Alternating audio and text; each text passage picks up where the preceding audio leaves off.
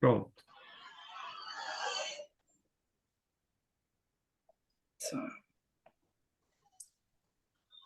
Então, eu vou apresentar o professor Fábio aqui para os nossos residentes, que estão aqui, alguns já estão assistindo. O professor Fábio, ele é instrutor do Núcleo de Reanimação da SAESP, também é instrutor do SAVA, é TSA-SBA, médico intensivista pela MIB, atual presidente, né, da CET-TSA,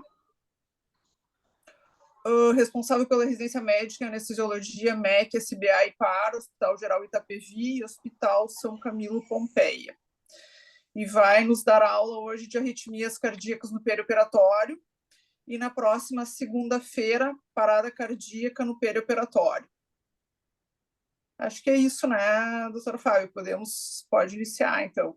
Muito obrigado, Lisandra. É isso aí, vamos lá, vamos começar a aulinha aqui. Deixa eu também ver aqui. Pronto, vamos lá. Bom, primeiramente, não tenho nenhum conflito de interesse com relação ao tema da aula, né? E a nossa ideia aqui é fazer alguma coisa mais prática, direcionada para as principais arritmias que nós vamos encontrar na sala de cirurgia aí, no período perioperatório, né? Então, a origem dessas arritmias, essas origens podem estar relacionadas com o paciente, com a monitorização, com o tipo de cirurgia, com a técnica anestésica empregada, com os fármacos anestésicos e não anestésicos, com alguns reflexos, por exemplo, bexigoma. Então, bexiga cheia é um prato cheio para provocar arritmias, principalmente taquiarritmias, e de infiltração com anestésicos locais e vasoconstritores, né? Assim, está ligado também com a ansiedade, né? Os fármacos, a gente tem os anestésicos halogenados. Muitos anos atrás, a gente tinha o valotano, né? O valotano era um Esse nesses anestésico não. muito arritmogênico, né? Então, a gente não podia usar nada que tivesse... Eu vou mutar uma pessoa aqui. Pronto. A gente era um anestésico extremamente arritmogênico, e que a gente tinha que tomar muito cuidado porque as arritmias não eram simples, às vezes eram arritmias fatais, né? Então a gente evitava associar vasoconstritores com o alotano. Hoje em dia os anestésicos que nós temos, eles são muito menos arritmogênicos. Ainda são, mas são muito menos do que o aposentado alotano, né? As doenças cardíacas, a gente fala muito de insuficiência coronariana. Às vezes uma arritmia, ela aparece como um sinal precoce de baixa perfusão coronariana no intraoperatório.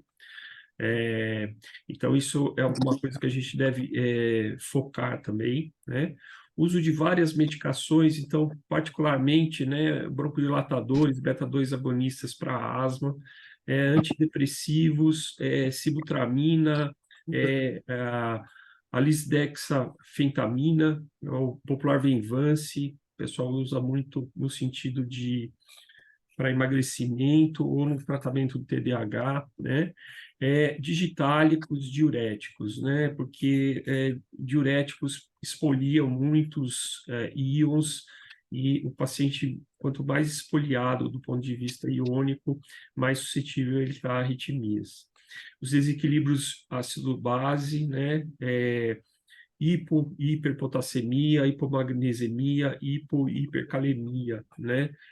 Então, a gente tem tanto os desequilíbrios ácido-base quanto os desequilíbrios hidroeletrolíticos, né? Algumas cirurgias, né? Então, oftalmologia, né? Então, a gente trabalha bastante com oftalmologia. Então, assim, algumas cirurgias onde você tem tração muscular, então desencadeia o reflexo óculo cardíaco, costuma cursar com bradicardias, eventualmente com parada cardíaca, né? Otorrino, plástica, odonto, né? Eles têm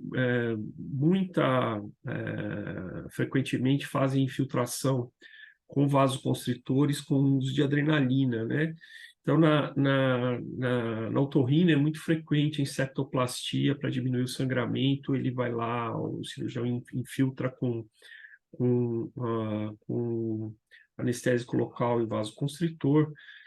Muitas vezes ele usa um carpule, e no carpule ele tem uma concentração que nós anestesistas não estamos acostumados a utilizar. Nossos anestésicos com vasoconstritor, eles são apresentados com 1 para 200 mil, né, de adrenalina. Os carpules que são desenvolvidos inicialmente para odontologia, eles usam até 1 para 50 mil, então a concentração é 4 vezes maior de adrenalina. E a gente tem, infelizmente, né, anestésicos locais cujo vasoconstritor é a noradrenalina, né? Isso caiu de uso fora do país, né? Na Europa, por exemplo, é proibido o uso de anestésicos locais com vasoconstritor. Elas não dão conta nem de lá de baixo.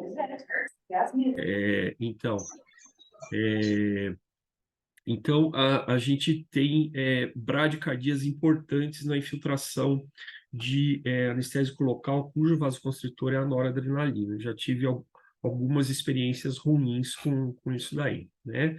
Outras cirurgias, né, pela característica da patologia, então, as adrenalectomias, o tratamento cirúrgico do feocromostoma é outra cirurgia em que nós temos um risco elevado, porque a manipulação do tumor, ele costuma liberar catecolaminas, e essas catecolaminas podem ser extremamente arritmogênicas, né? Na nossa técnica anestésica, né, então, o bloqueio alto com sedação profunda, então esse é um bloqueio que costuma cursar, às vezes, com bradiarritmias, a hipertermia maligna, que traz junto acidose, hiperpotassemia, uma série de coisas, né?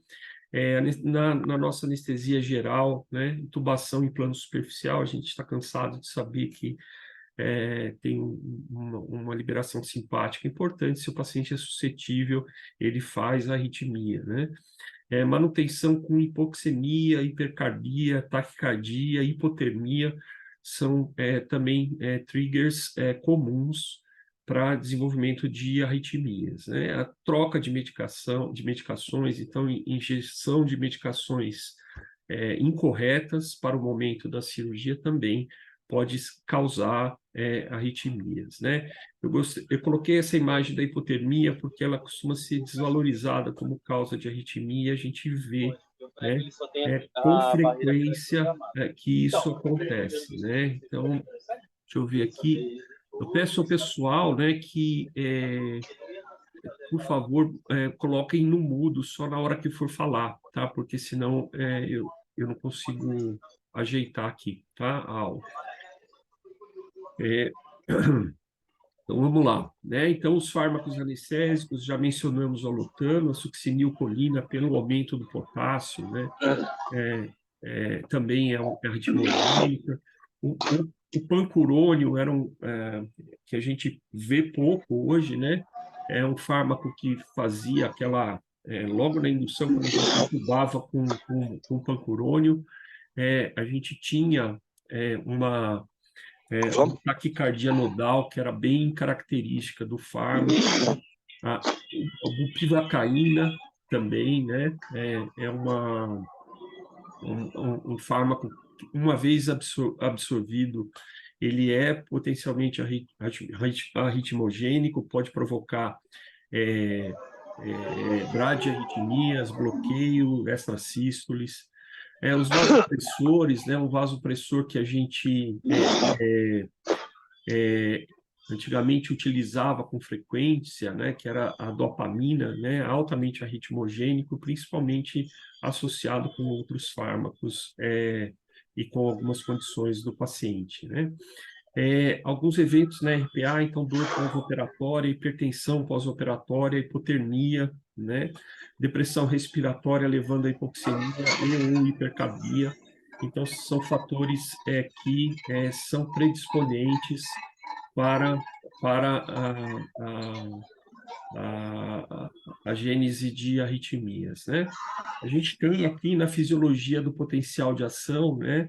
Aqui um potencial de ação à esquerda do cardiomiócito, né? Então, a gente tem as fases mais importantes do potencial de ação de um cardiomiócito, e aqui à direita dos marcapassos, né? Isso aqui é importante Vamos. para a gente entender como os distúrbios hidroeletrolíticos e ácido básicos eles podem interferir Vamos. e causar arritmias, né? Por isso Vamos. que Vamos. a gente... Fábio, só desculpa te interromper um pouquinho. Vamos pedir para o Dr. Lee desligar o microfone? Tá, deixa eu ver aqui. Oh, Está perdão. atrapalhando. Deixa eu ver aqui quem que é. Tá, eu vou... Tá, Ok, desligou. desligou. Beleza.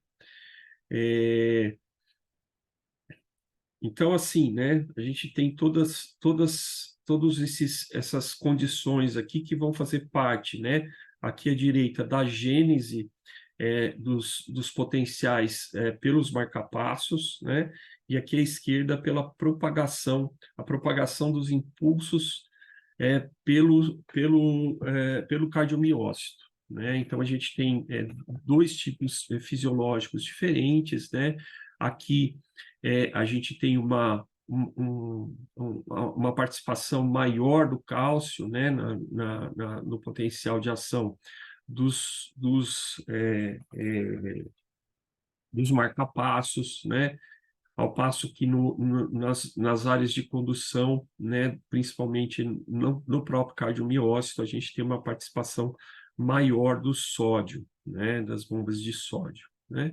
Então, a gente tem aqui, né, a fisiologia da condução do potencial de ação. Então, a gente tem aqui marcado, deixa eu ver aqui se eu acho uma canetinha, um apontador. Então, aqui a gente tem o nosso sino atrial, né, ele vai se despolarizar, o nosso sino atrial fica aqui na região superior do átrio direito, quase que na junção com a veia cava superior. Então, a gente tem uma despolarização primeiro do átrio direito, depois do átrio esquerdo. Essa despolarização ela atinge o nó AV, o nó atrioventricular, tem um pequeno retardo, né? Então, mais ou menos 10 milissegundos, 100 milissegundos, né? E depois o impulso ele cai aqui nas fibras de His-Purkinje, né? Provocando a despolarização dos ventrículos quase que simultaneamente, ventrículo direito e esquerdo, e a onda de repolarização, né, ventricular representada pela onda T, né, pelo espaço, pelo segmento aqui ST, né? Eventualmente a gente vê uma onda U, né? A onda U, há dúvidas sobre o que seria, o que ocasionaria o aparecimento da onda U. A gente sabe, por exemplo, que a repolarização da musculatura papilar frequentemente é implicada no aparecimento da onda U. Aqui eu vou mostrar uma imagem, né, mostrando como é que é conduzido o impulso desde os marcapassos, provocando a despolarização. A gente vê que há uma associação da despolarização com a atividade mecânica, né, otimizando ao máximo a atividade mecânica. Quando a gente não tem essa despolarização, como foi mostrado aqui na fisiologia, há grande possibilidade de que nós tenhamos uma perturbação do débito cardíaco, com essa perturbação do débito cardíaco devido a uma arritmia. Eventualmente, nós temos pacientes que se tornam muito instáveis e que a gente tem que tratar com celeridade, uma vez que esse paciente ele entra num ciclo, né, onde essa instabilidade, em geral, prejudica a irrigação coronariana e vai piorando a situação do miocárdio do cidadão, e o paciente ele pode realmente ficar cada vez mais grave, né? Aqui um videozinho que a gente coloca.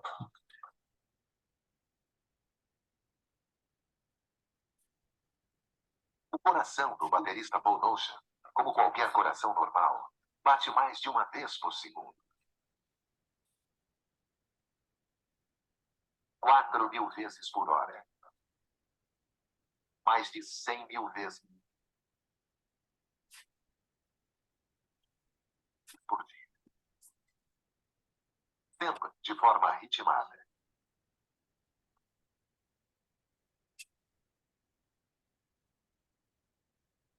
E esse ritmo que nos mantém vivos começa com uma pequena faísca gerada pelo próprio sistema elétrico do coração.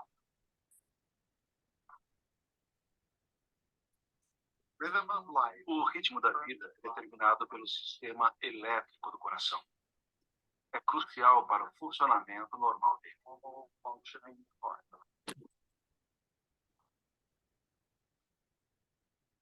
Atualmente, os médicos estão desvendando os segredos do batimento cardíaco humano e do sistema elétrico que o faz funcionar. A atividade elétrica é responsável pela contração do coração. Ela mantém a regularidade do batimento. A atividade elétrica do coração é fundamental à sobrevivência do ser humano e, por consequência, da raça humana.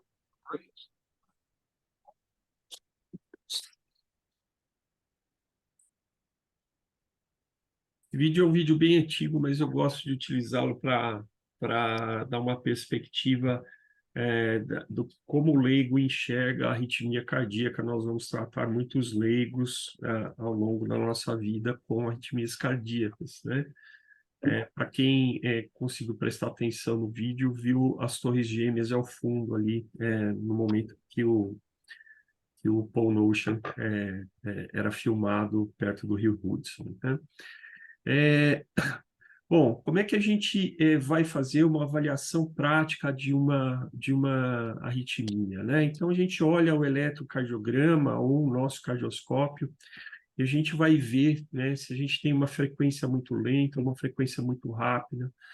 É fundamental ver se nós conseguimos associar uma onda P para cada QRS, né? A gente precisa ver a largura desse QRS, se ele é acima de 0,12 segundos ou estreito abaixo de 0,12 segundos. Esses números são para adultos, né? O ponto de corte para pediatria é 0,09 segundos, né? E a gente precisa tentar ver se o intervalo RR é regular. Então, é mais ou menos assim que a gente vai colocar aqui a discussão para que a gente consiga interpretar a maior parte dos traçados que nós vamos mostrar, né? Então, aqui temos as perguntas, né? E aí a gente vai ver aqui o que eu vou localizar, né? Então, olha, a frequência, ela é muito rápida ou muito lenta, né? Então, aqui a gente está olhando, ó, por aqui mais ou menos 100 de frequência. Não é tão rápida, mas está longe de ser uma frequência lenta, né? A gente tem uma onda P para cada QRS? Aparentemente, sim, nós temos uma exceção aqui. O QRS parece ser estreito, né? O intervalo RR ele fica irregular num certo ponto. Por que será que ele fica irregular, né?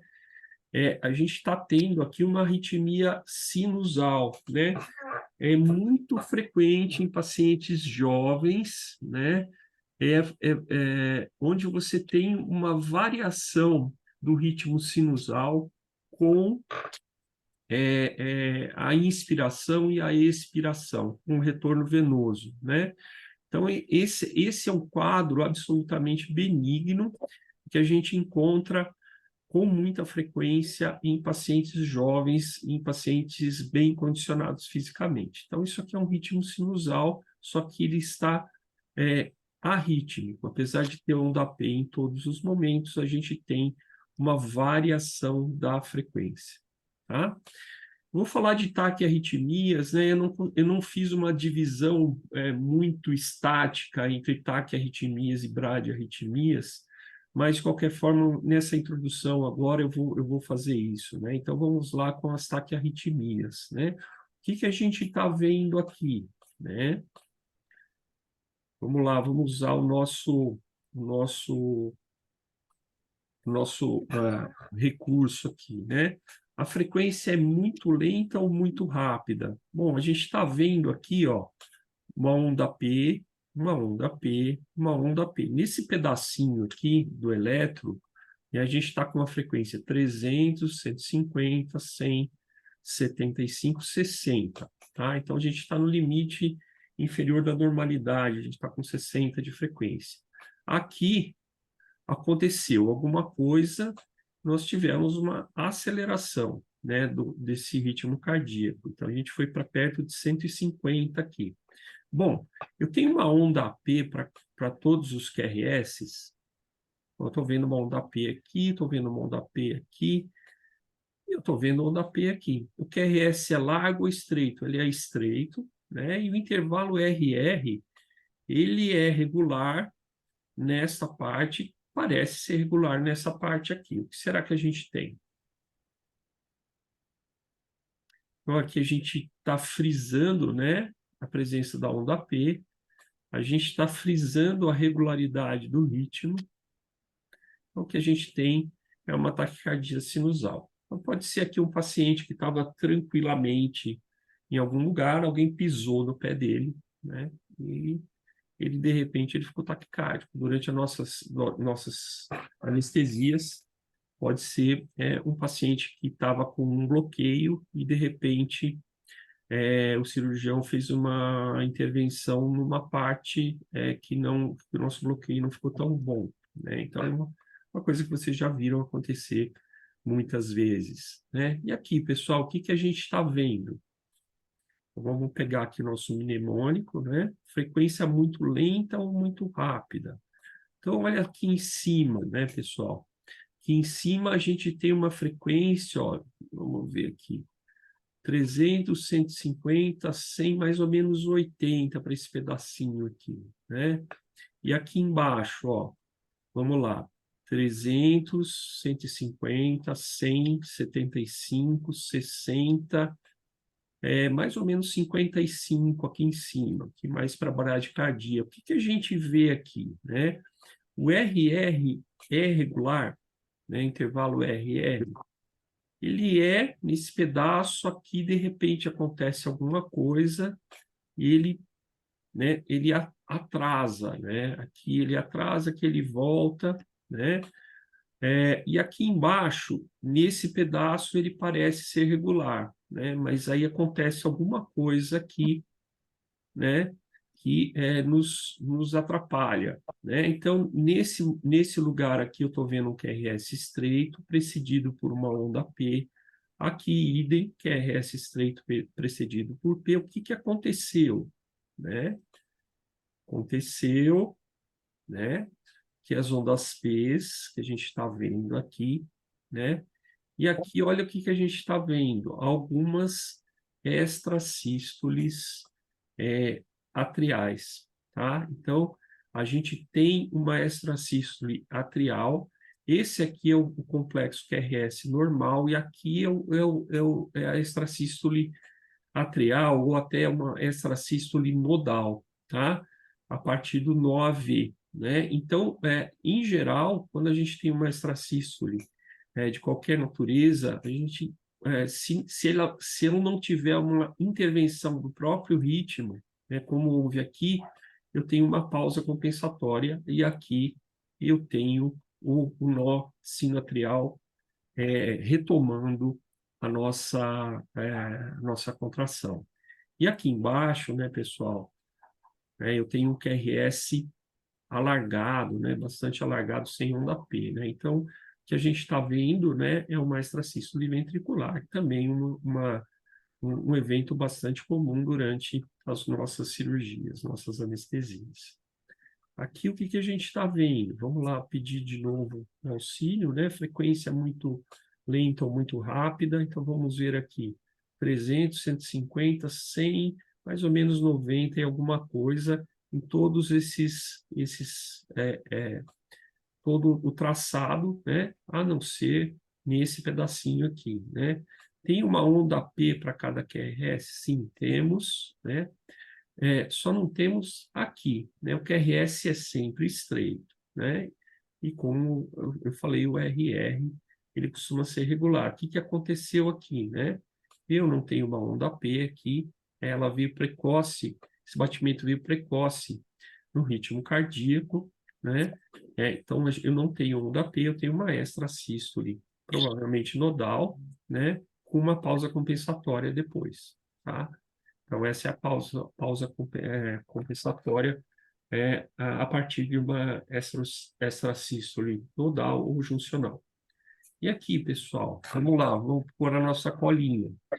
A frequência é muito lenta ou muito rápida, né? Aqui, pessoal, o que a gente vai fazer, né? Se eu tiver um intervalo de 10 segundos, aí eu conto, que a gente vê que ela é totalmente irregular, né, esse ritmo. Eu busco no eletrocardiograma um tempo de 10 segundos, conto o número de contrações que eu tive, né? Então, conto o número de QRS e multiplico por 6. Vamos ver. 1, 2, 3, 4, 5, 6, 7, 8, 9. Então, 9 vezes 6, uma frequência aí de 54, mais ou menos, né? Tem uma onda P para qualquer QRS, eu não consigo ver nenhuma onda P, né? O QRS é estreito, né? E o RR irregular.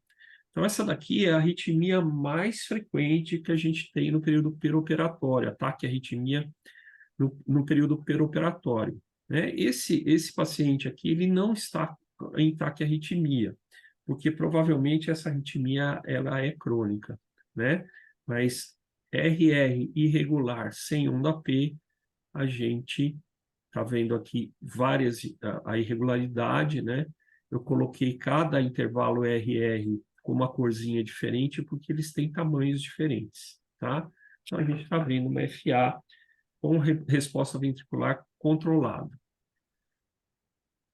E aqui, é uma frequência lenta ou muito rápida, né?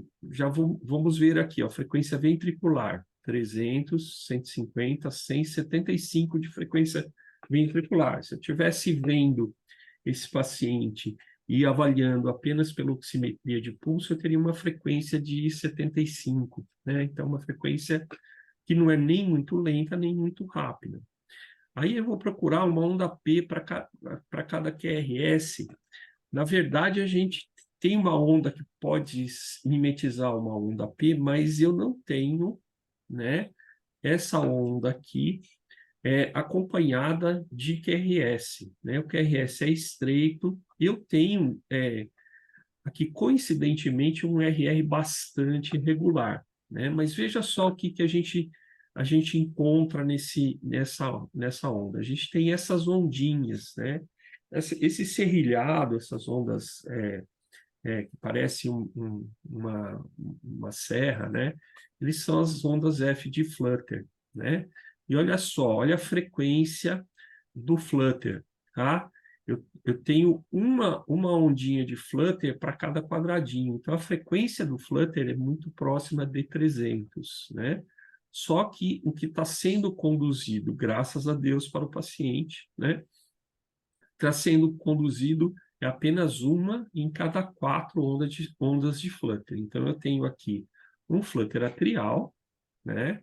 Com bloqueio 4:1, certo? Pessoal, vamos ver aqui. E aqui, o que eu tenho? Né? Vamos lá, vamos mostrar.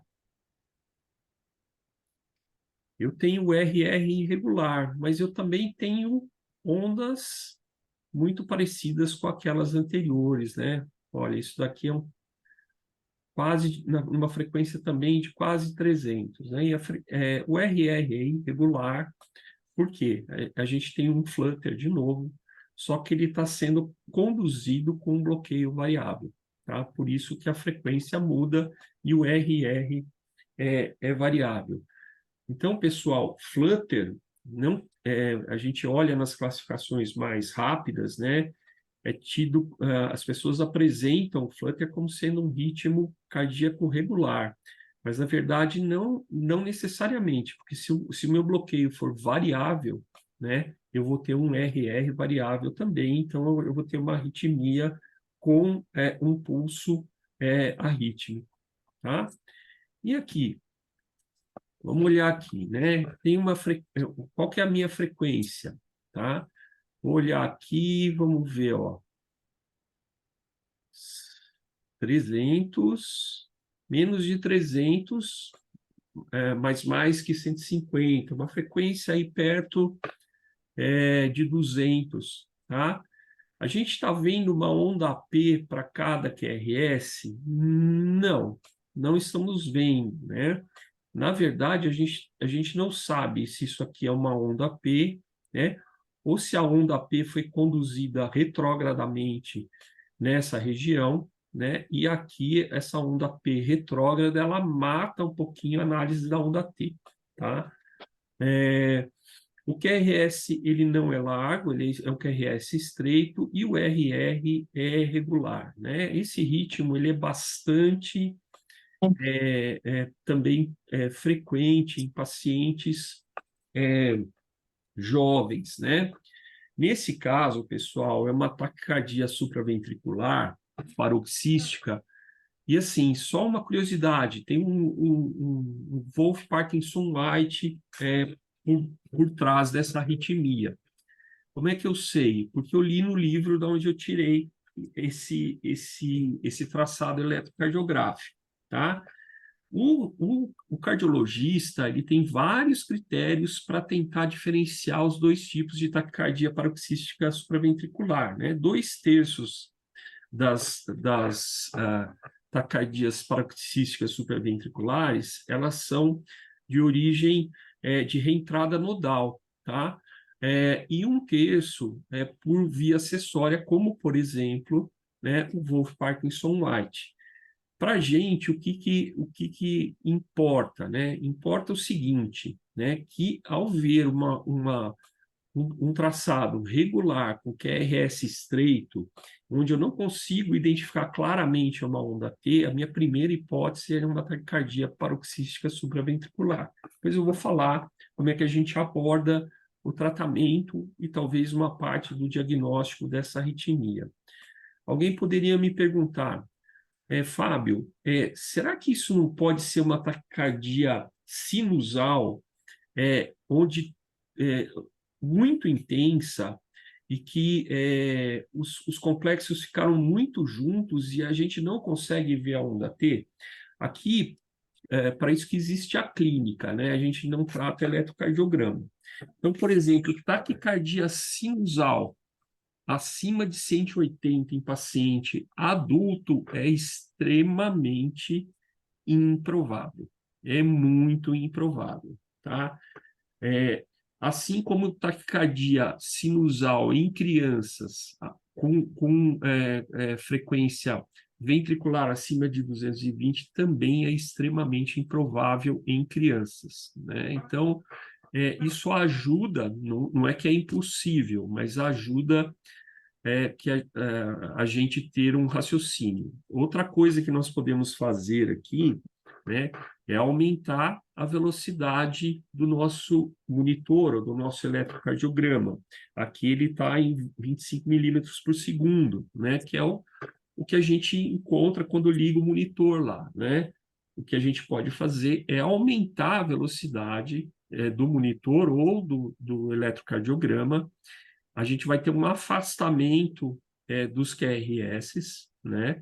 E aí o que nós vamos permitindo com que nós consigamos analisar melhor esse intervalo RR. Isso pode revelar, por exemplo, uma onda P aí no meio, ou então tornar mais claro que essa arritmia poderia ser uma fibrilação atrial com alta resposta ventricular, porque aí a irregularidade na contração, na condução atrioventricular ficaria mais evidente com uma velocidade maior do traçado, tá? Então, esse é um truquezinho que ajuda a gente a ter uma visão desse tipo de ritmo. E aqui, pessoal, o que a gente está vendo, né? Então, a gente está vendo a frequência é muito lenta ou muito rápida? É muito rápida também, está com uma frequência perto de 150, né? Vocês estão vendo onda P? Aqui a gente não consegue identificar claramente uma onda P, né? Pelo menos na maior parte dos QRS, né? O QRS é largo? Sim, o QRS é largo, ó. Aqui dá para ver bem, né? Então, QRS de 0,15, mais ou menos, tá? E o intervalo RR é regular? Ele é regular, mas não muito, né? Peronomútil. Aqui a gente vê esse pedaço está regular, esse pedaço está irregular, né? Alguém me falaria que arritmia é essa, né? Então, assim, tem duas possibilidades, né? QRS alargado, taquicardia, QRS alargado, irregular ou regular, né? Com complexos monomórficos, ou é uma taquicardia ventricular, tá? Ou é uma taquicardia supraventricular com condução aberrante, com bloqueio de ramo, né? E é o caso dessa daqui. Como é que eu sei? De novo, eu li no livro, os cardiologistas pegam o eletro de 12 derivações, trabalham um pouco em cima do traçado, e com vários critérios, né, que envolve uma série de cálculos, eles conseguem ter uma noção, né, dar um diagnóstico com mais certeza, né? A gente não, a gente está ali anestesiando o paciente, a gente tem um monte de coisas com que se preocupar. A gente vai usar uma abordagem mais prática para fazer essa diferenciação. E aqui, de novo, né, um QRS bastante alargado, esse aqui me parece mais regular, aqui tem uma extrasístole no meio, com um QRS estreito, né? Mas, em termos gerais, é uma arritmia regular com QRS alargado, né? Então, aqui a gente está tendo, né, essa sim, uma taquicardia ventricular, tá? Esse ritmo pode ou não dar pulso, por isso que é importante fazer a avaliação do paciente. A taquicardia ventricular, a gente desfibrila quando não tem pulso, né? E, eventualmente, a gente trata até de forma medicamentosa, né? Caso o paciente esteja hemodinamicamente estável, tá? E aqui, pessoal?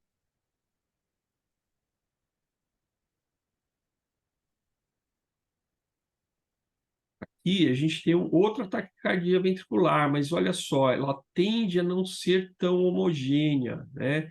Ela tem contrações diferentes, né? Então ela não é tão monomórfica, né? Essa daqui costuma ser pior, né? Uma taquicardia que tem a ventricular, mas com várias origens no ventrículo. Ela costuma ser um pouquinho pior, um pouquinho mais grave quando a gente olha isso daqui. Vou passar um videozinho aqui para vocês se divertirem.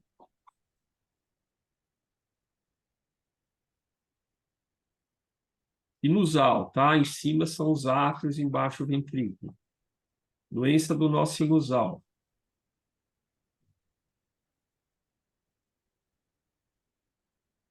Aqui, levando a extrasístole ventricular.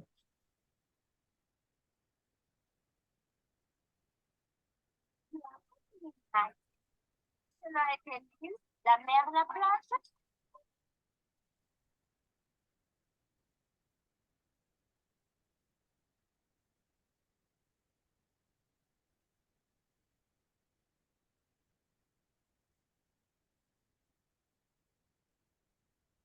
é uma forma criativa de olhar aqui as arritmias.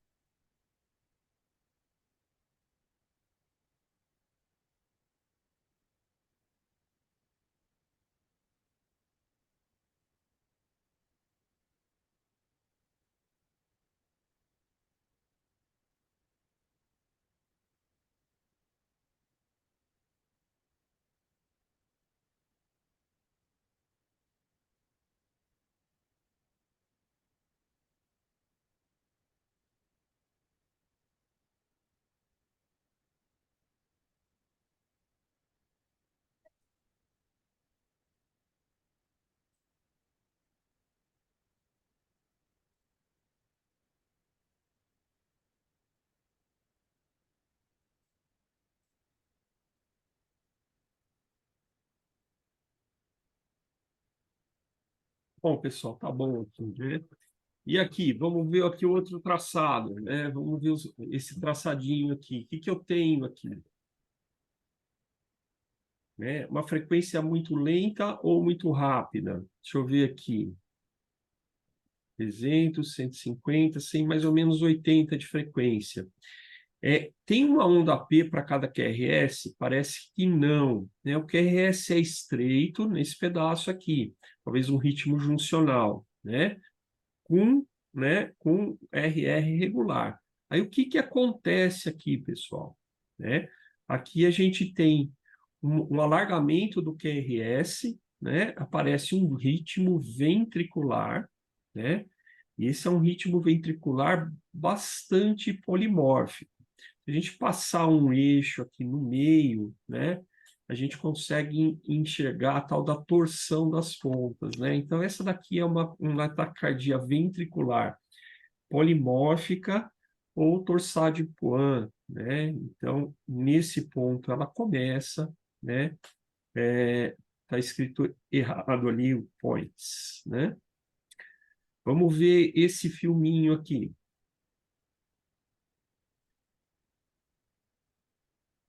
Então, ele está mostrando para a gente um torsade de Poix.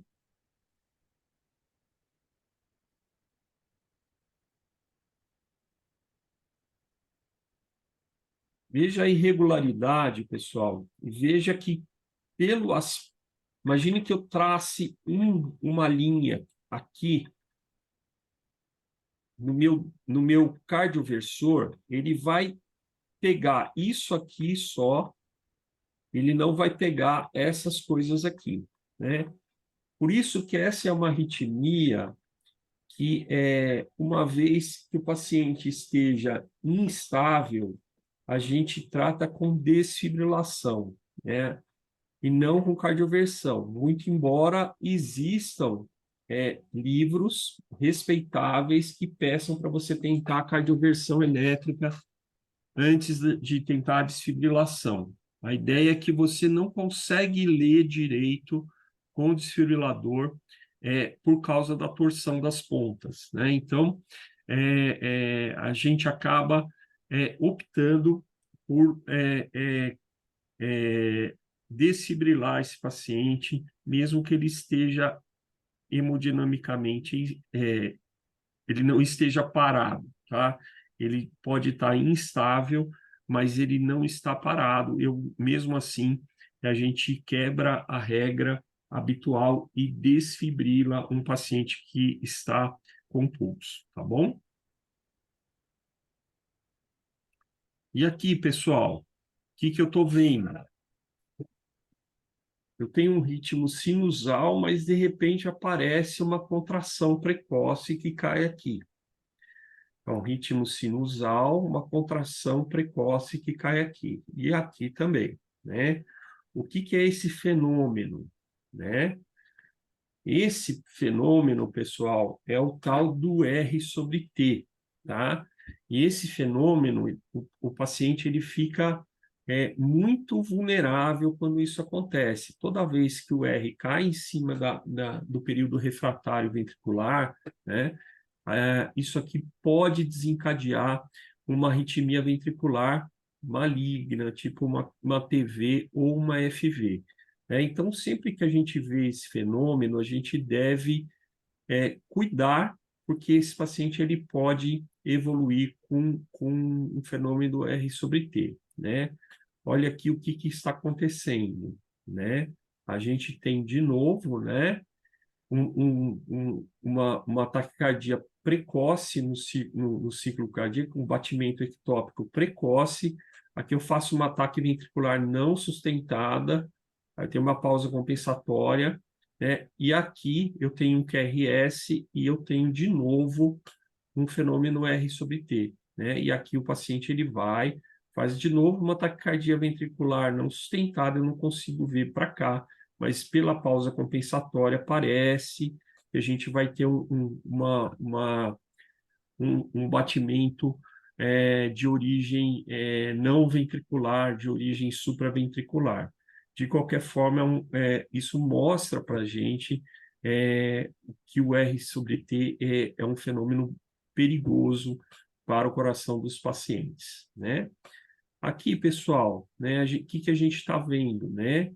Então, QRS alargado, uma frequência, olha só, de 170, mais ou menos, né? Uma taquicardia ventricular com QRS alargado, e aqui a gente vê esse padrão anárquico, que é o padrão da fibrilação ventricular, né? Então, assim, não dá para confundir uma com a outra, né? Vamos ver aqui. Quando o coração entra em fibrilação ventricular, em mais de 90% dos casos a vítima morre. O único tratamento possível é desfibrilar o coração com uma forte descarga elétrica. O choque faz com que ele pare completamente. Quando isso acontece, o coração tem a chance de começar a bater novamente de forma ritmada. Perfeito. Vamos lá. Vamos falar um pouquinho das bradiarritmias, né? Então, vamos ver aqui o que a gente tem de bradiarritmia, né? Essa daqui parece uma bradiarritmia importante, já que eu não vejo QRS. Eu vejo uma linha reta, né? A linha reta, ela vai mudar de nome depois que eu fizer checar cabos, ganho e derivação, das derivações, né? Porque, eventualmente, essa linha reta é uma linha de fibrilação ventricular fina. E quando ou então é uma desconexão de cabos, né? Quando eu confirmo a conexão dos cabos, né? Altero o ganho e altero a derivação, e eu não vejo aparecer nada aqui, então eu chamo essa linha reta de assistolia, tá? Então, lembrar isso, pessoal, a gente passa tantos dias dentro da sala, a gente tem tanta desconexão de eletrodo, né? E muitas vezes, quando você coloca o nosso aluno para identificar esse ritmo num momento de prova prática, ele esquece que tem que ver se o cabo tá colado no eletrodo, né? Senão a gente não consegue evoluir, né? Na parada cardíaca, quando o paciente para em assistolia, é uma das paradas, né, onde entre os ciclos, né, entre os 2 minutos de ciclo que eu faço, sempre que eu vou checar o ritmo, eu tenho que checar cabo, ganho e derivação, porque é muito frequente, né, a gente ter a perda do eletrodo, né, entre os movimentos de reanimação durante a RCP, tá? Aqui, pessoal, o que a gente está vendo, né? De novo, as perguntinhas, né? Eu tenho aqui uma frequência que é muito lenta ou muito rápida. Então, vamos ver a frequência ventricular perto de 140, 45. Aparentemente, eu tenho uma onda P para cada QRS, QRS estreito e RR regular. O que acontece? Esse aqui me parece um ritmo sinusal, é um ritmo organizado, né?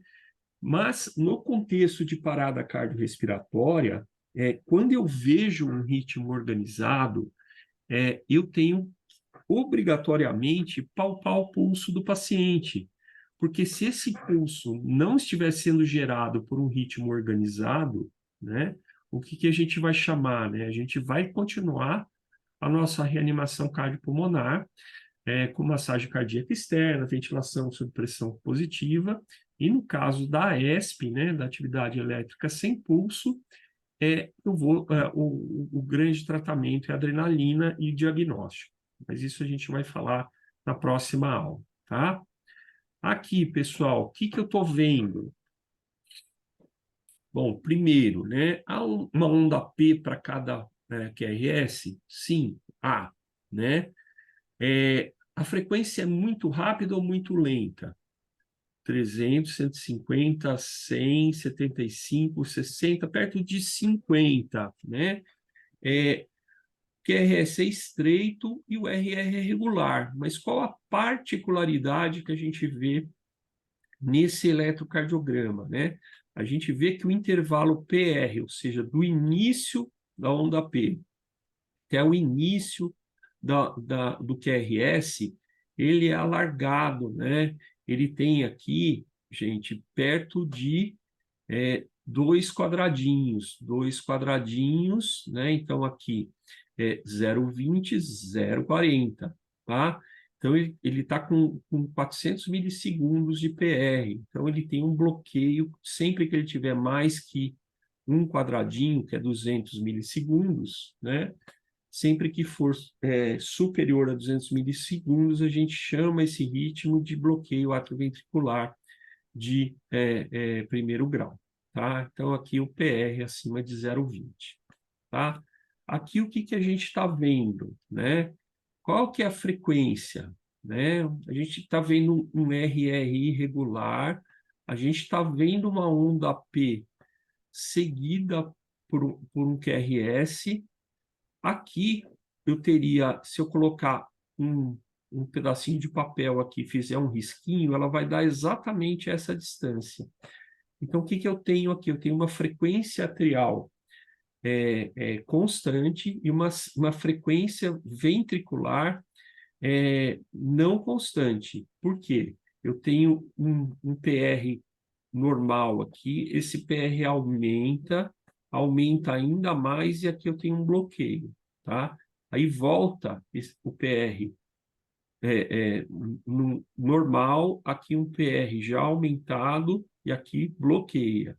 Então, esse fenômeno, pessoal, onde vai crescendo a distância entre a onda P e o QRS, chega num momento, ela bloqueia, é o tal do bloqueio atrioventricular de segundo grau, MOBITS 1, né? Onde a gente observa o tal do fenômeno de Wenck, tá?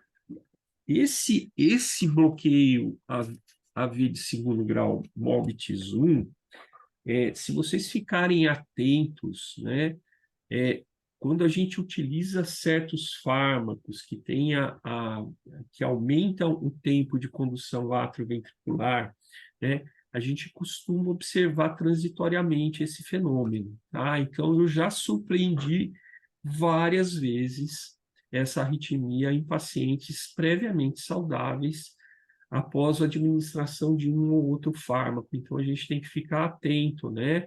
O que pode acontecer, né? Ele é um fenômeno benigno, ele costuma ser considerado um BAV segundo grau benigno, o MOBITS 1.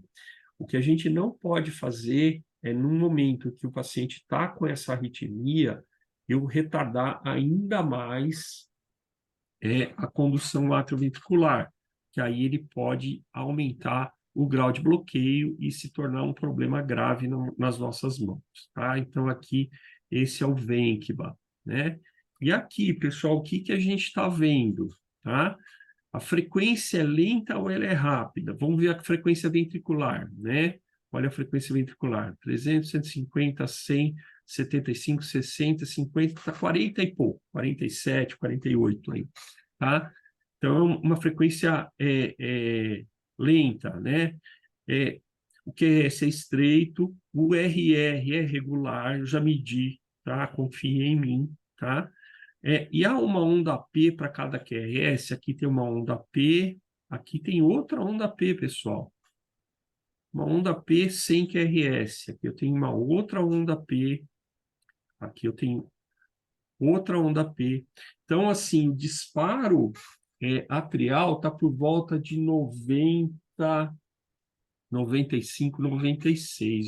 E o ventricular está por volta de 48. Então, o que que está acontecendo aqui, né?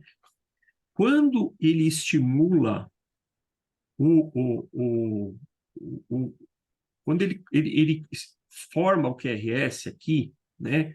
Esse PR é exatamente igual a esse PR, a esse PR, a esse PR.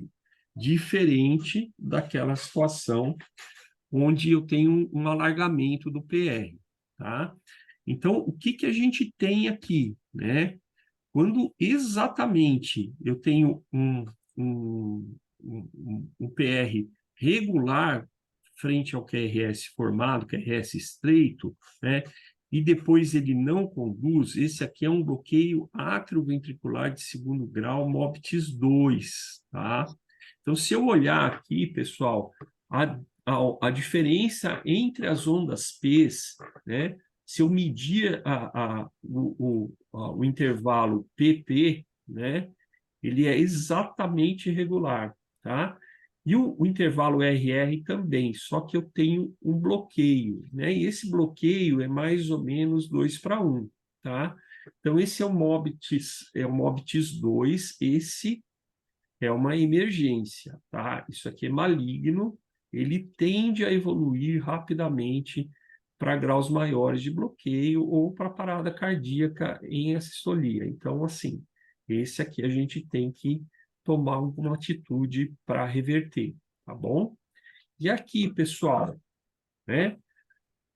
Como é que a nossa frequência, ela é muito lenta ou muito rápida, né? Se a gente for ver a frequência ventricular, ela é absurdamente lenta, menos de 30, talvez 20 de frequência. A frequência atrial, ela é uma frequência normal, mas quando aparece uma contração, né, essa diferença aqui, ela não é regular, tá? Então, eu tenho uma frequência ventricular e uma frequência atrial totalmente independentes. Aliás, né, ou isso aqui é um batimento nodal com bloqueio de ramo, ou ele é um batimento ventricular já, né? Então, o que eu estou vendo aqui, pessoal, né? Estou vendo várias ondas P's aí, né? Eu estou vendo uma dissociação entre o átrio e o ventrículo. Estou vendo um bloqueio átrio-ventricular de terceiro grau, ou BAVT. Emergência muito importante, tá? Vamos ver aqui, pessoal, vamos tentar fazer, eu vou deixar vocês fazerem análise aqui. Eu.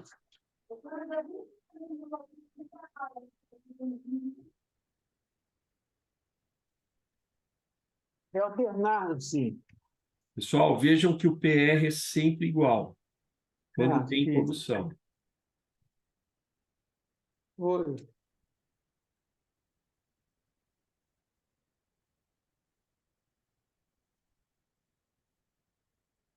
Nós estamos tentando falar com a Valéria, assim.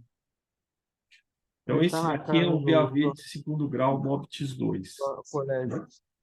Mas é para ela ir voltar para casa, porque já está tarde e tem aula amanhã. Tem alguém Nossa, conversando com a... não é muito, não. A mãe já tá tentando, insistindo para falar lá. Xande, desliga o microfone. Pronto.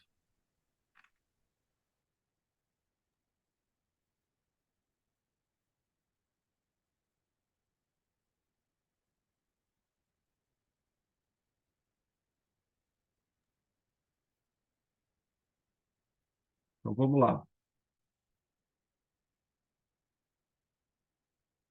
E aqui, pessoal, o que que a gente está vendo? Olha que quando aparece uma contração depois da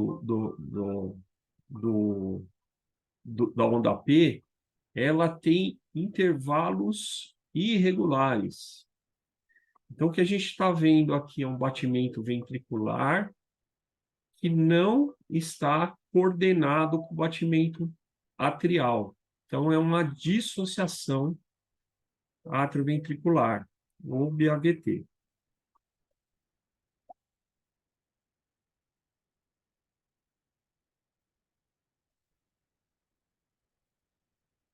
quis mostrar, pessoal, porque muitas vezes a pessoa fala, olha, aqui tem um intervalinho PR curto e aqui tem um intervalo PR longo. Mas, pessoal, esse PR ele é totalmente variável, tá? Então, isso aqui não é um fenômeno de Venkman, esse aqui é um BAVT. Então, a gente vai, com esses traçados eletrocardiográficos em mente, né, a gente vai tratar o paciente, né, e não o eletrocardiograma. Por isso, a gente vai agora introduzir brevemente os critérios de instabilidade hemodinâmica, né, porque se eu não soubesse se o paciente está estável ou instável, eu não vou saber qual a melhor conduta. Tá? Então, a gente vai ver aqui os critérios de instabilidade. São 5 desses, né? Talvez já tenham ouvido falar. Dor torácica, dispneia, diminuição do nível de consciência, diminuição do reenchimento capilar ou diminuição da perfusão periférica e diminuição da pressão arterial. A presença de um desses critérios define instabilidade. Pessoal, por que eu botei a imagem no tempo de enchimento capilar aqui? Por que eu coloquei essa ilustração? Porque é uma coisa extremamente simples da gente obter, tá? Então, eu vou lá, comprimo o leito ungueal, solto e vejo quantos segundos demora para o leito ungueal ficar vermelhinho de novo, tá? Se esse tempo for acima de 3 segundos, eu estou com o tempo de reenchimento capilar alargado. Provavelmente eu tenho um déficit de perfusão periférica. Isso tem uma ótima sensibilidade, tá? E é muito útil para nós anestesistas. Por quê? Olha só, imagine o paciente entubado lá, tá? Ele faz uma arritmia. Ele não vai falar para você que ele está com dor torácica, ele não vai falar que ele está com dispneia, ele já está com diminuição do nível de consciência, e muitas vezes a diminuição da PA ela frustra, né? Ou então a gente atribui a diminuição da pressão arterial à nossa própria técnica anestésica. Nesses momentos, pessoal, a arritmia, paciente em anestesia geral, a gente tem obrigatoriamente que checar o tempo de reenchimento capilar, tá? E assim, apesar de não serem todos os pacientes, né, porque basta um desses critérios para definir instabilidade hemodinâmica, né, ele é um critério valioso para nós anestesistas, né? Então, a gente tem aqui como é que é instável, né? Então, o paciente que chegou andando no pronto atendimento, a gente vê se ele está torporoso, se ele está com dor torácica isquêmica, se ele está com dispneia ou sinais de edema pulmonar, né? Se ele tem sinais de hipotensão grave ou choque presente, né? Então, sudorese, torpor, diminuição da perfusão capilar, queda da pressão arterial, né? Mas ele está instável, mas ele está andando, ele está vivo, né? Então, a gente vai fazer o ABC, a gente vai tratar as causas, tá? E se o paciente estiver sob anestesia geral? Então, eu antecipei aqui, né? Então, a gente vai ver algumas coisas na monitorização. O paciente, ele fez uma arritmia, continuo vendo o segmento ST, então eu vou procurar uma alteração do ST, vou ver se tem queda da saturação, né? Se tem diminuição do ETCO2, caiu o ETCO2, diminuiu a perfusão pulmonar, né? Isso é sinal de choque, né? Até que a gente tenha outros comemorativos, né? Tempo de enchimento capilar, diminuição da pressão, né? Caiu subitamente a pressão, abaixo de valores 20% a 30% dos valores prévios à arritmia, a gente tem que valorizar. Se eu estiver monitorando débito cardíaco, índice cardíaco, eu vou observar débito caindo, índice cardíaco caindo, queda da saturação venosa central de O2 também, se eu estiver monitorizando, e lactato, troponina, CKMB, são todos marcadores tardios, então a gente até colhe, mas isso não vai, o valor diagnóstico vai ficar na curva que a gente vai fazer. Então, minha dica seria isso daí, tá? Paciente, como é que a gente aborda um paciente que está com pulso, né, mas tem uma arritmia, não importa se é uma brádie ou uma taquicardia.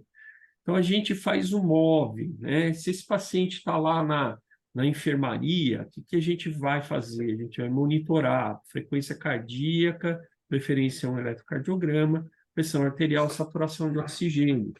Vai vamos nos preparar para fornecer oxigênio para esse paciente, tá? A gente precisa ter uma veia pérvia para acesso venoso, né? E o E é de ECG, e aí o ECG não é o nosso monitor do cardioscópio, ele entra aqui, né? Esse ECG é o eletrocardiograma impresso de fita, né? E aqui a gente prepara a cardioversão, tá? Ou chama os recursos para cardioverter o paciente, né? Então, como é que a gente aborda o paciente com uma arritmia que o torna bradicárdico, né? Então, primeiro a gente vai checar as causas reversíveis, mais fáceis de tratar, né?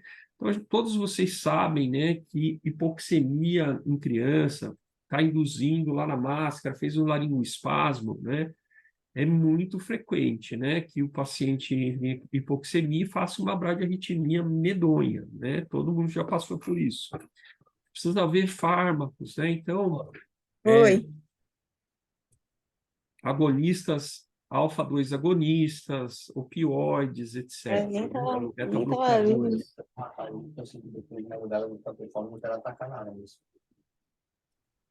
Rebeca, na Rebeca, fotinho. desativa o teu mudo, Rebeca. Por gentileza. Nada. Não vou falar nada. Nossa, amor, que saco, eu não posso falar nada mais pra você. Tipo, não posso mais falar nada. Absolutamente nada. Pronto. Pessoal, então assim, né? Deixa eu só fechar isso aqui. Pronto. Aqui, né? Então, nesses casos, né? Então, hipotermia, pessoal, hipotermia intensa causa bradicardia. Às vezes você está com aquela cirurgia, não está com manta térmica, ou o paciente está perdendo muito calor por causa da exposição corporal, né? O paciente está em hipotermia, começa a fazer bradicardia, faz bradicardia sinusal, aí faz uma bradicardia nodal, e aí você não sabe o que aconteceu, põe o termômetro, ele está com 32 graus. Então tem que aquecer, né? Ação vagal também é uma situação bastante frequente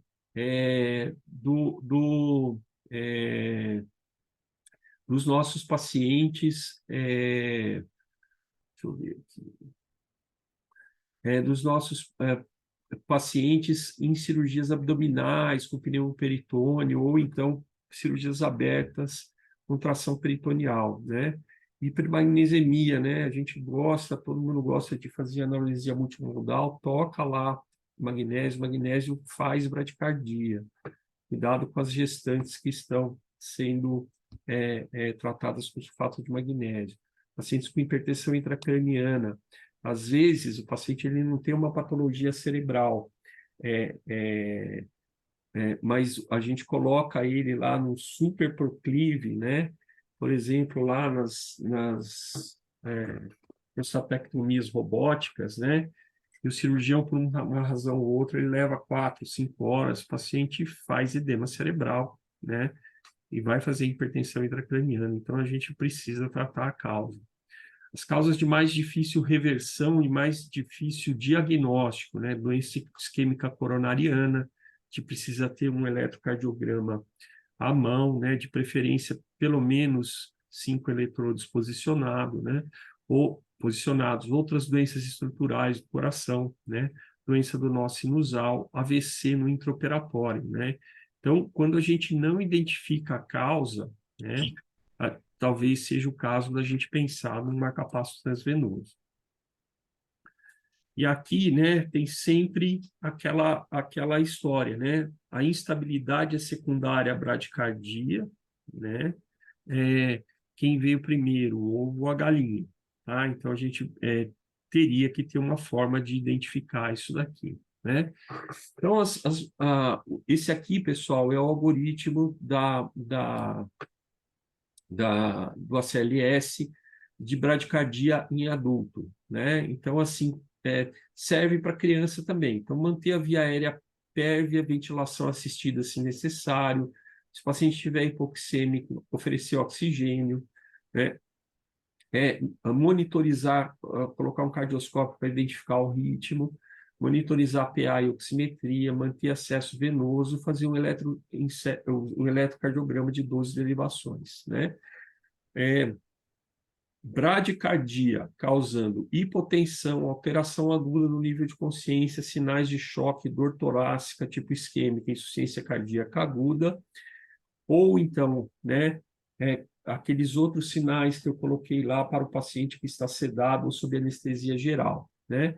Se não tiver nada disso, o paciente está estável, eu posso monitorar e observar e tentar fazer o diagnóstico de por que aquilo aconteceu, né?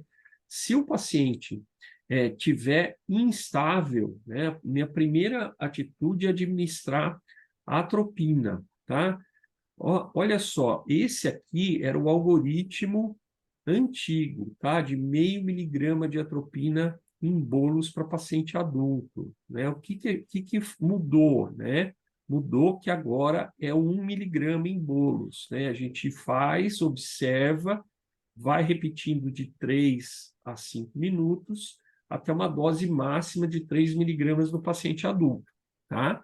Se a atropina for ineficaz, isso vai dizer que a causa dessa bradicardia, ela é uma causa provavelmente estrutural do coração, né? Então, o que a gente vai fazer? A gente vai pedir um marcapasso transcutâneo, e, enquanto isso, a gente vai botar um dripping de uma desses 2 fármacos, a dopa ou a adrena, tá? A gente vai gotejar lá, né? A dopa, aquela velocidade de infusão de 2 até 20 microgramas por quilo por minuto, e a adrenalina de 2 a 10 microgramas por minuto. Quando chegar o marcapasso transcutâneo, a gente adapta o marcapasso transcutâneo. Se a gente tiver acesso a um especialista, chama o especialista para dar uma ajuda para a gente, né? E pode preparar o marcapasso transvenoso, né? Se o paciente ele não responde bem a tudo isso aqui, né, esse paciente ele é um candidato a marcapasso transvenoso. Ao marcapasso transcutâneo, em geral, os pacientes respondem bem, tá? Mas existe uma adaptação do miocárdio, e depois de algum tempo, o marcapasso transcutâneo passa a ser ineficaz, mas você ganha aí de 2 a 6 horas para passar o marcapasso transvenoso, talvez levar o paciente para a hemodinâmica, passar a bola para outra pessoa. Caso contrário, tem que ser você mesmo, tá? Se não responder a nada, o marcapasso transvenoso tem que ser feito por vocês, tá? Então, assim, né, paciente adulto instável, ritmo de bradicardia, né, então solicite o marcapasso transcutâneo imediatamente enquanto o tratamento clínico é iniciado. Vamos fazer o MOV, né, não protelar o marcapasso transcutâneo nos estados dos bloqueios avançados, né, então MOB TIS2, BAV de segundo grau, MOB TIS2 e BAVT, tá bom? Como é que põe o marcapasso transcutâneo? Tá? Então, o marcapasso transcutâneo, pessoal, tem que ser com pás adesivas. Não dá certo sem pás adesivas. Então, a gente vai tirar as pás metálicas, né? E no mesmo lugar a gente vai adaptar uma pá adesiva, né? E aí você pode colocar no lugar onde você faz a desfibrilação cardioversão, ou, como eu prefiro, né? Uma pá anterior e uma pá posterior, na região subescapular esquerda, tá? Isso daqui é mais confortável para o paciente e diminui a voltagem de captura do marcapasso transcutâneo, tá? Então, assim, pode fazer assim? Pode, mas assim eu acho, tá? Eu tenho a impressão da minha experiência que é melhor, tá? Então, a gente costuma colocar antero-posterior. E aí eu vou colocar lá, né? Uma frequência, primeiro eu seto a frequência, uma frequência de 60 a 80, tá? E depois eu vou fazer regular a miliamperagem. Pessoal, você pode fazer isso, uma regulagem crescente, então começo lá com 25 miliamperes e vou aumentando até apresentar a captura. Ou então, se o paciente está instável, é melhor você começar com uma milivoltagem alta e vir decrescente. Começa lá com 80 miliamperes, vai diminuindo de 5 em 5. Perdeu a captura, põe 10 para cima e mantém naquele 10 para cima. É o jeito mais interessante, principalmente com o paciente instável que está deteriorando na sua cara. Tá? Então, aqui a gente está vendo a captura, né? A gente está vendo aqui captura, e aqui a gente está vendo a falha. Olha, captura, aqui falhou, aqui captura. Então, tem que aumentar um pouquinho, porque essa milivoltagem não está adequada. Isso. Algoritmo das taquiarritmias, né? Então, eu vou lá, vou ver se o QRS é estreito, vou ver se o intervalo RR é regular ou irregular, tá? Então, assim, regular, né? Quais são as principais arritmias? A gente viu todas elas, tá? Então, ataque sinusal, né? Ataque supra, por reentrada nodal, né? Que são 2/3, e taquicardia por via acessória, tá? E o flutter atrial. Então, aqui, pessoal, em azulzinho estão as mais frequentes. Aqui ele colocou o flutter atrial no ritmo regular com QRS estreito, RR regular com QRS estreito. Entretanto, ele colocou também, né, o flutter atrial com bloqueio variável, tá? Então, assim, no RR irregular, QRS estreito, disparado, a chance maior é de fibrilação atrial. E do outro lado, QRS largo, né? Vamos ver também de novo, intervalo RR, se é regular ou se é irregular, tá? Se ele é regular, né, a grande chance é que eu esteja diante de uma taquicardia ventricular monomórfica, mas eu posso estar frente a uma situação mais benigna, que é um ataque supra, né, com condução aberrante, com bloqueio, né, um bloqueio de ramo direito ou de ramo esquerdo, né? Então, a gente tem essas duas possibilidades. E no irregular, né, a gente tem as taquicardias ventriculares polimórficas com QT curto ou com QT longo, que é a torsade Points, tá? Pacientes instáveis, né? A gente vai trazer paciente com taquiarritmia instável, a gente vai solicitar imediatamente o cardioversor, né? Enquanto o tratamento clínico é iniciado, né? Estabelecer a natureza da arritmia e tratar sem demora nos pacientes com risco de PCR, tá? Então, a gente sabe, né, que cardioversão é diferente da desfibrilação. A desfibrilação, eu dou uma carga, eu aperto o botão, o aparelho dispara a carga, tá? E aí, o que acontece, né? Se eu tiver num período de repolarização, né, eu vou dar uma carga de desfibrilação nesse período, eu posso fazer um ataque supra como essa daqui, degenerar para uma fibrilação ventricular. Então, então é melhor, né, quando a gente cardioverter o paciente, não desfibrilar, né? Vou mostrar aqui, nesse traçado ele vai mostrar o tratamento dessa arritmia, o ataque supra, ele vai sincronizar, né? Aí vai aparecer o pontinho da sincronização, ele vai selecionar uma energia e vai cardioverter esse paciente algumas vezes até que ele saia desse ritmo de ataque supra. Vamos ver aqui. Ó, esse barulhinho ele sincronizou. Olha o que vai acontecer agora. Tem um pontinho em cada QRS. Está sincronizado. Aumentou a carga. 100 joules. Chocou. Continua com o ritmo. O que ele vai fazer? Ele vai aumentar a carga. 200 joules. Deu disparo, reverteu ataque supraventricular. Certo, pessoal? Espero que tenha sido ilustrativo, né?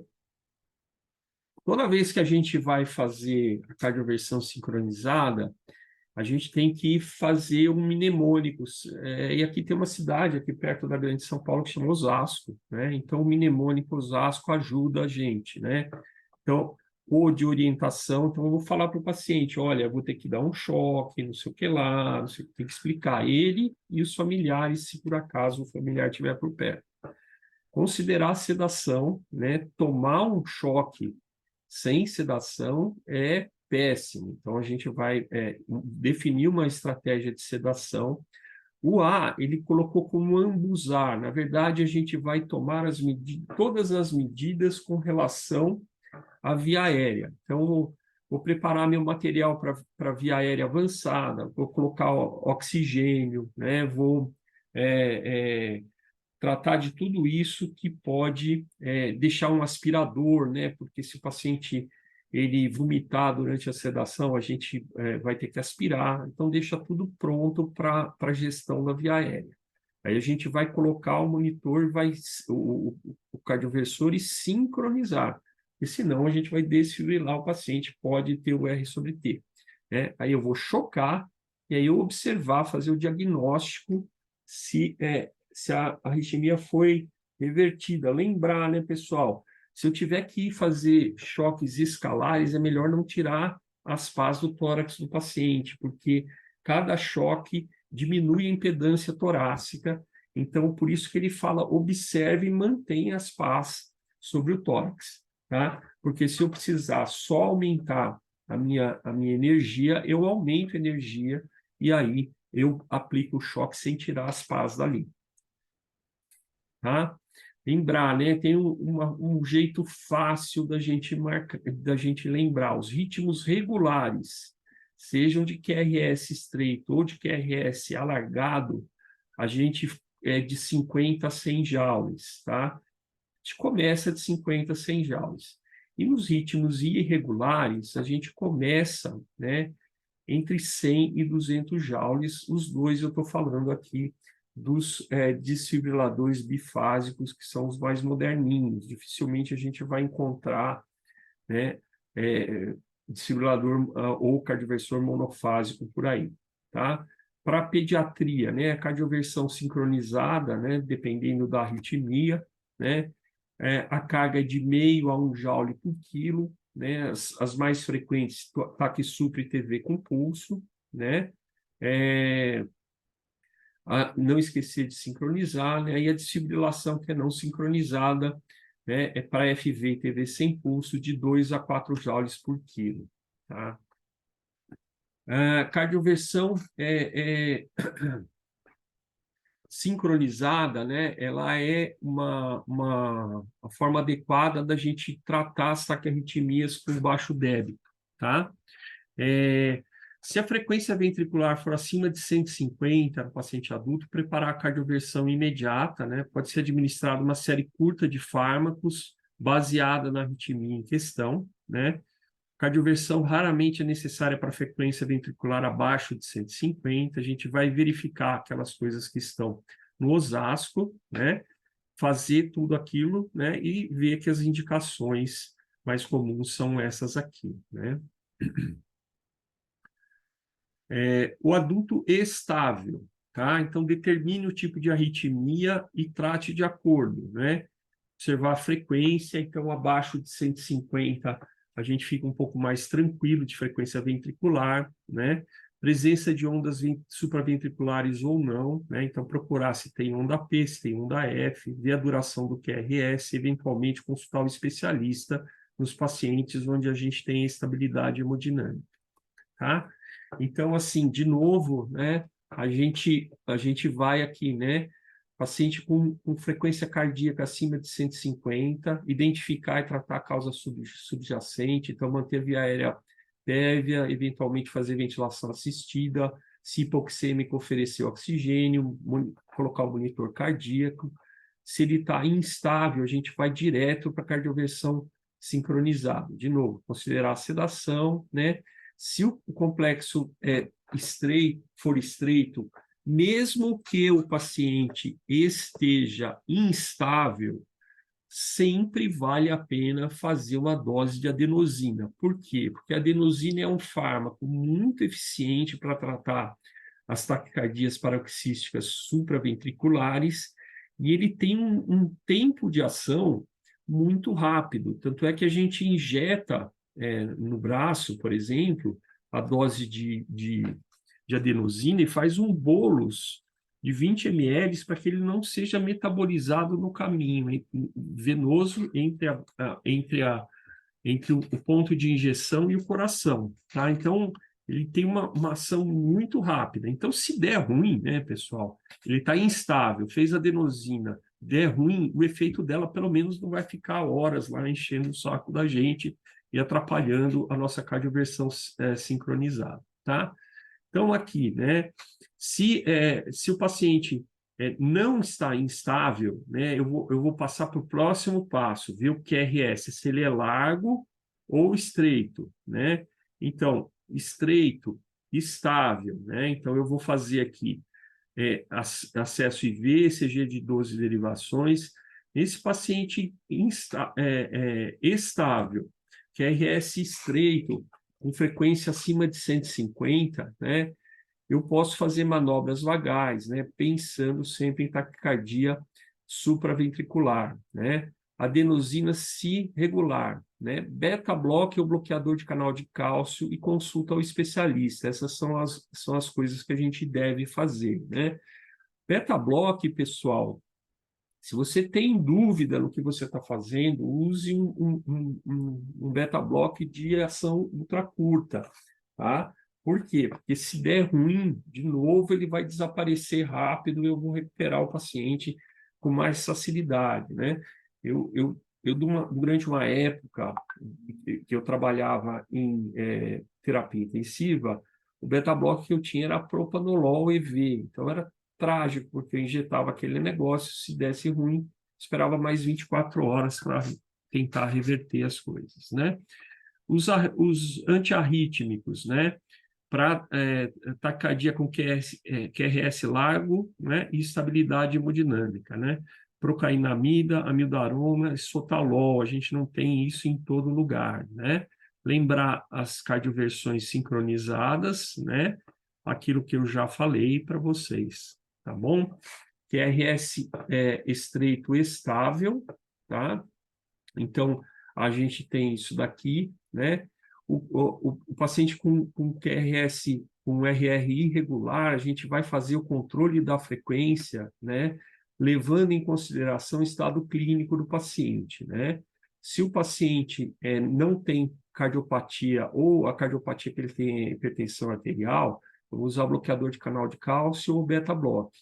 Se ele tem disfunção ventricular, insuficiência cardíaca descompensada, minha escolha recai sobre digitálico ou amiodarona. E se ele tem DPOC, né, mas ela está compensada, eu ainda estou autorizado a fazer bloqueador de cálcio e beta-bloqueador. Lembrar, né, que o beta-bloque ele pode causar broncoespasmo, né? Quando o paciente está com um QRS estreito, estável, regular, né, eu vou fazer manobra vagal. Se não houver reversão com manobra vagal, eu faço uma dose de adenosina de 6 miligramas, se não reverter, uma segunda dose de adenosina, né? Se eu não tiver reversão, beta-bloque ou bloqueador de canal de cálcio, né? Ou amiodarona ou digoxina, tá bom? Então, isso daqui é do guideline da Sociedade Brasileira de Cardiologia de 2019, tá? Então, aqui, né, complexo QRS largo estável. Então, a gente tem aqui alternativas para tratar de forma farmacológica. Então, procainamida, amiodarona, sotalol, né? Se eu tiver suspeita de taquicardia paroxística supraventricular com condução aberrante, eu posso fazer uma dose de adenosina, 1 ou 2 doses, e aqui no Brasil a gente tem muita mão no tratamento de arritmias ventriculares, né, de complexo QRS largo estável com lidocaína, tá? Então, faz uma dose de bolos de 1 a 1,5 miligramas por quilo, espera 5 minutos, não retornou, pode fazer metade da dose. Se eu controlei a arritmia, aí eu ligo a manutenção, que é mais ou menos 1,5 ml por quilo por hora, tá? Por hora. Aqui, pessoal, farmacologicamente, né, quais são as principais indicações, né, com relação às classes de Vaughan-Williams, né? Vou passar rapidamente, né? O que faltou para a gente comentar na aula, né? Então, fisiopatologia das taquicardias supraventriculares, mecanismo de reentrada, vias acessórias e a farmacologia específica dos fármacos antiarrítmicos, né? Tem tudo isso aqui, né? Mas eu não vou usar, né? Não vou colocar porque a aula já se estendeu além do que estava combinado, tá bom? Então, assim, concluindo, né, as arritmias podem levar o paciente a quadros de emergência médica, conheça os algoritmos, conheça os recursos terapêuticos, quais fármacos você tem e não tem, né? Conheça o seu equipamento, desfibrilador cardioversor.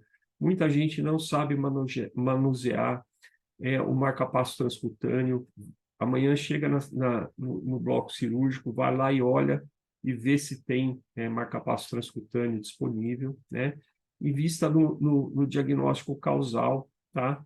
E consulte o especialista sempre que tiver dúvida. Pessoal, era isso. Estou à disposição para perguntas.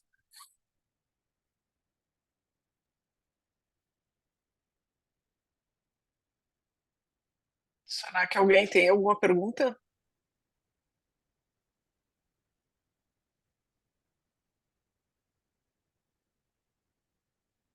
Eu fui fechando o microfone, Elis, do pessoal, o pessoal ficou bravo.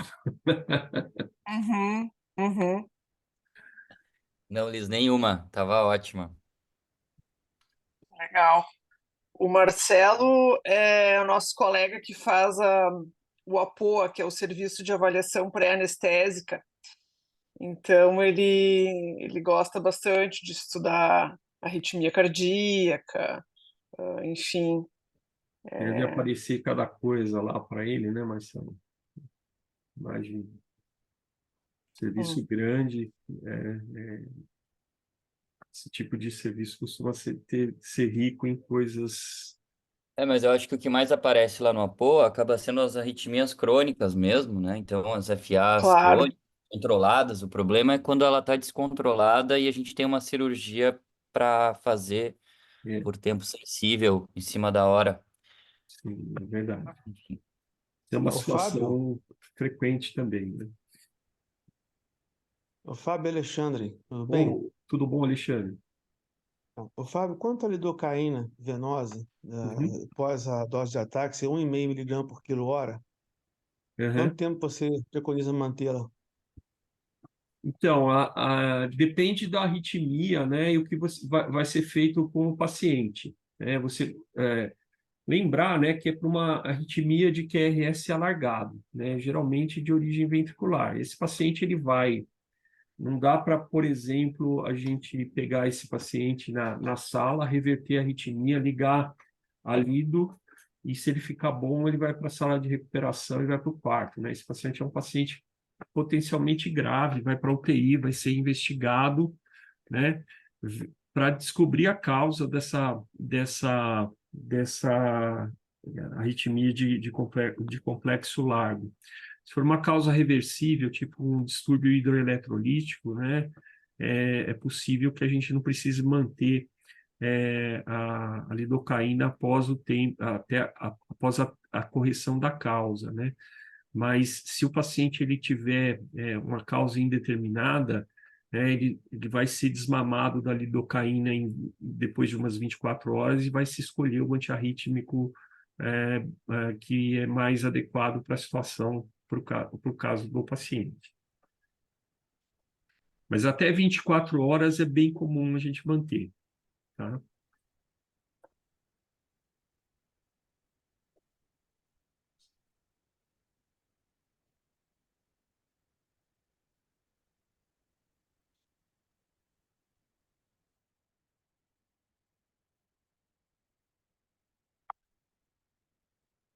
Dúvidas, pessoal? Então, pessoal, gostaria muito de agradecer aí a doutora Elisandra, ao doutor Florentino Mendes e a todos vocês pela oportunidade de terem comparecido, né? Me prestigiado aqui nessa aula, né? A gente espera estreitar relacionamentos aí com vocês, sempre que vocês precisarem, a gente está à disposição. Fábio, Então, nós que agradecemos. é Muito isso. obrigado pela tua gentileza, pela tua aula de fôlego, né? Que é um assunto sempre importante e o anestesista tem que estar muito atento às arritmias. Muito obrigado pela tua desprendimento, pela tua participação. Eu que agradeço aí, gente. Muito Fábio, obrigado. muito obrigada. Foi uma aula super completa, super didática. Eu adoro tuas aulas, sou tua fã, tu sabe disso, né? E Obrigado. adorei, adorei. Agora a gente vai ficar aguardando a aula de segunda-feira. Ah, tá joia. Vamos lá, vamos trabalhar e vamos aparecer com essa aulinha aí na segunda-feira às 8 horas. Muito obrigada mesmo por ter nos fornecido esse conhecimento todo. Agradeço a oportunidade, gente. Então, boa noite. Obrigada, boa noite. Vamos lá, então. Obrigado. Boa Tchau. noite, Fábio. Um abraço. Obrigado. Tchau, Boa pessoal. noite.